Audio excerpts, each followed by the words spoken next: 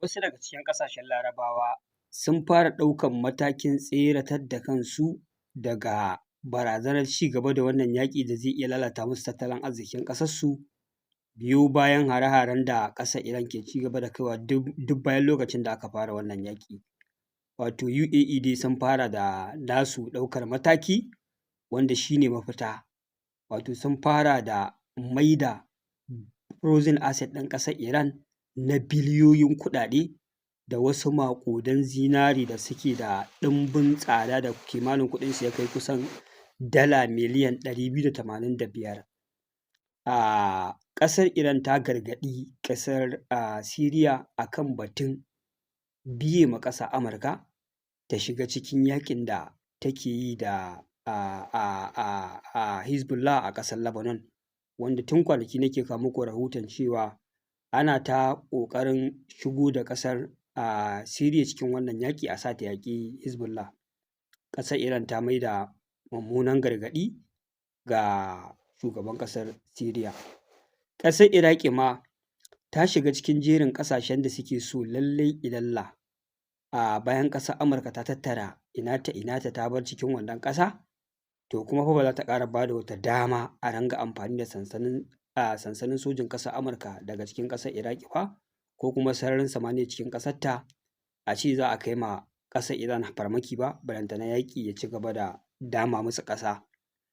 Haka zalika batun kace-nace da taƙaddama da ake yi a kan batun jirgi na ƙasar Amurka wato Abraham Lincoln Carrier da matuƙan wannan jirgi suka share kusan kimanin wata 7 a cikin teku, suna ta ƙorafi a kan matsalolin abinci, matsalolin lafiya, har ta kai ga an ce wasu daga cikin sojojin ruwan ƙasar Amurka sun fara barazanar kashe kansu su faɗa cikin ruwa. Shi ma zan iya yin tsokaci a kai. Wato yaƙi dai babu ranar ƙarewa kuma babu alamun ranar nasara a ɓangaren ƙasar Amurka. Daga barazanar za mu kai hari mafi girma irin wanda ƙasar Amurka ta daɗe ba ta kai ba tun bayan yaƙin duniya karo na biyu, yanzu an kuma barazanar sanya takunkumin tattalin arziki irin wanda ba a taɓa gani ba a faɗin duniya. Wato mutanen nan dai lamarinsu dai ga shi nan ga kamarsa, kamar yadda tun farko masana da masu sharhi a kan siyasar duniya suke ta bayyana rashin manufar wannan yaƙi, wala kullum dai a wannan tsari yake tafiya. Ba ma masana ba, a'a su kansu sanatoci da al'ummar cikin ƙasar Amurka sun san cewa wannan yaƙi ne kawai na gaya muku kamar kiɗan kurame, ba ma a san me ake kaɗawa balantana a san irin rawar da za a taka mai, shirme kawai ake. Idan aka yi can aka yi can aka ga ba nasara a koma can a koma can, shirme kawai da bankaura, yaƙi mara ma'ana mara manufa kawai, yau labarin can daban gobe labarin can daban. Za mu yaƙe ku, za mu rusa ku daban, mun yi nasara a kanku yanzu ba ku da komai daban, za mu kai hari da ba mu taɓa kaiwa a tarihi ba, a zo ba a kai ba. Yanzu kuma za mu sa muku takunkumin tattalin arzikin da irin wanda duniya ta daɗe ba ta gani ba. Dan Allah ku jama'a ku ji wani sakarci. Daga barazana ko a filin daga na yaƙi an koma kuma kan batun takunkumin tattalin arziki. Kai ni ina ganin mutanen nan fa kawai bankaurarsu da shirmansu suke ci gaba da yi, suna ci gaba da lalube a cikin duhu, ko Allah zai sa su samo ta gaɓa ko ta hanya da za su yi dai nasara a wannan yaƙi, domin kusan su ba su da gaskiya. Ba su da gaskiya kuma kullum mummunan manufarsu a kan wanda suke yaƙi da shi ƙwaya ɗaya ce, nasara ko ta halin ƙaƙa, ko da nasarar nan abin kunya ce. In dai za su yi nasarar nan to fa su za su bi wannan hanya, ba za su ji kunya ba. Su ne ƙasa ɗaya tilo a faɗin duniyan nan da za su maka sharri sannan su faɗa ma ƙasarka da yaƙi, sannan kuma su rinƙa kiranka ɗan ta'adda, sannan kuma su nemi taimakon 'yan uwanka lallai a taimaka musu sai sun ga bayanka. Su fa kaɗai ne suke irin wannan siffar a faɗin duniya. Saboda haka abubuwan da suke ci gaba da girba a wannan yaƙi shi ne daidai da su. Wato sun kasa nasara kuma babu alamun nasara, kuma muna musu fatan rashin nasara har abadan abada, ɗimuwa da firgici ta ci gaba da afka ma ƙasarsu. Kan batun shugaban ƙasar Siriya, har lau dai mutanen nan dai bayan gaza samun nasara suna ci gaba da nemo waɗanda za su musu wannan yaƙi, wanda a 'yan kwanakin nan bayan sun juna ma ƙasar Saudi Arabia ƙarfen ƙafa na yaƙi da Houthis a Yemen, suna ta ƙoƙari har lau dai sai sun shigo da Siriya, wanda na gaya muku so suke tsama hannunsu su bar ƙasashen musulmi su ci gaba da hallaka kansu, wanda wannan shi ne abin da ya fi musu daɗi a faɗin duniyan nan. su gan ku kuna yaƙi a tsakaninku, kuna tarwatsa ƙasashenku, su kuma suna bulbulo muku makamai. A yanzu dai ga shi Saudi Arabia sai da aka san gaɓar da aka samu aka jona mata Houthis ta tare Bab al-Mandeb, tana hana jiragen ƙasar Saudi Arabia wucewa, tana kuma kai hare-hare cikin refineries ɗin ƙasar Saudi Arabia. Kun ga wannan mas'ala ce ta ƙasashen Larabawa maƙota, sannan mas'ala ce ta al'ummar musulmi. Irin wannan kashe-kashen bai ba su haushi kuma ba su damu ba. Dama su ne ma suke ƙirƙirar shi ya faru. In ba kwa irin wannan abin hankalinsu bai kwanciya, to sun gama da can gefen. Nan kuma suna so su haɗa yaƙin basasa a cikin ƙasar Lebanon. Baya ga abin da ƙasar Yahudu ta zo tana yi na mamayar ƙasa, ta yanki wani guri ta ce nan nata ne. Sannan a ɗan wannan yaƙin da aka fara yi ba, ta yanki gurare da dama tana cewa babu ranar fita daga cikin waɗannan gurare. Haka zalika ƙasar Siriyan ma ita kanta. To amma kuma yau wai duk da wannan makircin da aka ƙulla, da yadda ƙasar Yahudu manufarta ya bayyana ƙarara a fili na ku kashe kanku ne ta mallake ƙasashenku, ta zo ta ci gaba da faɗaɗa ikonta ba yadda kuka iya. Wai yau waɗannan mutanen wai kuma su ne wai suke so su haɗa ku faɗa, ku juyo kuna yaƙar kanku. Yanzu in ban da rashin hankali, wato jama'a ƙasashen Larabawa nan fa lokaci suna da abin haushi da takaici da ɓacin rai. Yanzu ka kalli Siriya, sun je sun yanki wani guri a cikin ƙasar Siriya sun zuba sojojinsu. Sun ƙi fita a cikin wannan ƙasa, kun yi juyin duniya su fita kun ƙi fita. Kai a lokacin da gwamnatin Siriya ma ta yi nasarar ƙwace mulki a hannun Bashar al-Assad, sai da ƙasar Yahudu ta yi mamaya ta dinga kai hare-hare a rumbun makaman ƙasar Siriya. Wai da aka tambaye ta dalili, wai ba ta son waɗannan makaman su shiga hannun sabuwar gwamnati, saboda sabuwar gwamnatin makaman za su iya zama barazana a hannunta idan suka shiga. Wannan makamai za su iya zama barazana ga gwamnatin ƙasar Yahudu idan suka shiga hannun sabuwar gwamnati. Haka fa ta dinga kai hare-hare a cikin ƙasar Siriya, sai ta lalata duk rumbunan makaman ƙasar Siriya. Ta mai da su yanzu kenan gashi an kafa sabuwar gwamnati amma ba ku da makamai. Tana jin tsoron idan makaman suka shiga hannunsu, tunda mayaƙa ne na gaskiyan gaske, misali in yaƙi ya ɓarke tsakaninsu da su za su iya korarsu daga waɗannan gurare da suka mamaye. To yanzu kuma yaƙin da ake yi a cikin ƙasar Lebanon, nan ma da suka shigo suka mamaye ƙasa daban sun ƙi fita. Yanzu suna da sojoji a Siriya, suna da sojoji a Lebanon. Kuma wai a haka ita kuma uwarsu take ta ƙoƙarin ya za a yi ta haɗa yaƙi kuma tsakanin Siriya da kuma Lebanon da kuma Iran. Ita kuma Yahudu ita kun ga ta ci gaba da mallakar ƙasa a banza ofi kenan.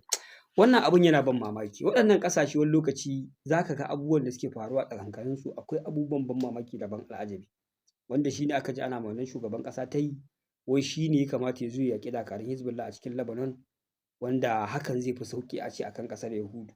Kun ga kenan idan ya shigo aka fara yaƙi, na gaya muku Iran za ta shiga ma Lebanon, shi kenan yaƙi ƙasar Lebanon ta tarwatse. Su kuma waɗannan ƙasashe guda uku sun ta yaƙi kenan, za a iya shafe shekara 20 ko sama da haka ana yaƙin, su bai dame su ba, saboda dama su matsalar su kenan. Ku yi bizi cikin yaƙar junanku, su kuma su yi bizi gurin mallake gefunan ƙasashenku da kuma sace muku albarkatun ƙasa. Kamar yadda yanzu suka bar Rasha busy fighting with Ukraine, to yanzu haka suke so waɗannan ƙasashen da suka gagara yaƙi da su, to kuma yanzu ku zo ku ci gaba da yaƙi a tsakankanin. Wannan ai ba ƙaramin rainin hankali ba ne da ƙasashen suke biye musu, ana irin waɗannan ɗauki ba daɗi. Saboda haka ƙasar Iran ta gargaɗi shi wannan shugaba na ƙasar Siriya, ta ce wallahi muddin ya kuskura ya ce zai shiga Lebanon ya wannan yaƙi, hatta fada shugaban ƙasar sai ta rusa ta, duk wasu gurare a cikin ƙasar Siriya sai ta tarwatsa su. To wannan shi ne, amma dai shugaban ƙasan an ce ya yi backup, ya ƙi yadda ya biye musu a yi wannan ɗanyen aiki da shi, ya san kuma consequences ɗin da zai biyo baya. Ko da yana so ya ma ƙasar Amurka biyayya, amma idan ya duba menene zai biyo baya, dole ya janye, kuma ya janye daga wannan batu. Sai kuma batun ƙasar Iraki, su ma dai kun san ƙasar Iraki yadda mutanen nan suka zo kusan shekara 23 ana yaƙi a ƙasar Iraki. Tun lokacin da mutanen nan suka yi ƙarya suka ce akwai makaman ƙare dangi a cikin ƙasar Iraki, suka zo suka hallaka shugaban ƙasar Iraki Saddam Hussein, aka ci gaba da yaƙi, ƙasar ta kacaccale ta tarwatse ta ki ɗaukan seti. Har yau wannan yaƙi bai kammala ba, ƙasar Amurka da ƙawayenta ba su fita ba, wanda aka ce a deadline ɗin da aka sa mutanen nan za su tattara ina su kuma ya ƙare, shine 30 ga watan da za mu shiga na September. Wanda ake sa ran tun kafin 30 ga wannan wata a lallaɓa su samu su bar wannan ƙasa, wanda ƙasar Iraki ta ce daga wannan karo idan ta samu ƙasar Amurka da ƙawayenta suka fita daga cikin ƙasarta, to insha Allahu duk batun a ce a ƙara amfani da wannan ƙasa domin yin yaƙi ba za ta amince da haka ba, ko amfani da sansanin soji, ko amfani da sararin samaniya, ko amfani da wani abu makamancin haka.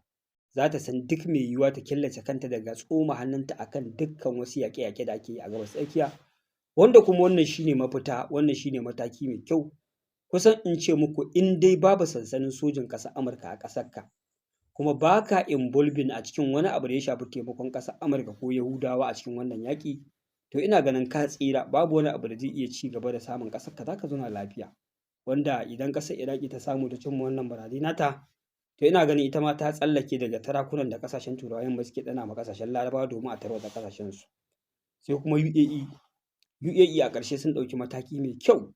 Bayan UAE sun sha matuƙar wahala, an ta amfani da manya-manyan makamai ana kai ma ƙasashensu farmaki, ana devastating ƙasashensu, kai su har nuclear power plant ɗinsu ma an kakkai ma hari.